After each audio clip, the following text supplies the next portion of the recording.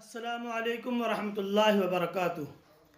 आज मगरिब के बाद हमारे एक दोस्त ने इस बात की तरफ तवज्जो दिलाई कि आप अपने चैनल पर अल्लाह के रसूल की एक हदीस भी डाला करें रोज़ाना।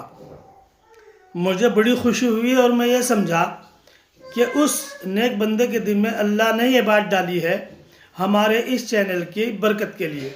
अब तक हम इस पर कुरान शरीफ की वीडियो डालते थे और अपने अशार हमद नात वगैरह किसी और के भी अशार डाल देते थे, लेकिन आज से इंशाअल्लाह एक हदीस रोज़ाना इस पर हम डाला करेंगे।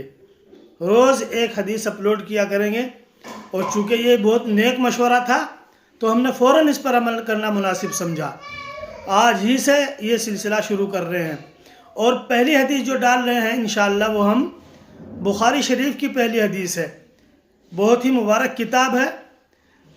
समाअत फरमाएं, अल्लाह के रसूल इरशाद फरमाते हैं और ये हदीस हज़रत उमर बिन ख़त्ताब से मरवी है।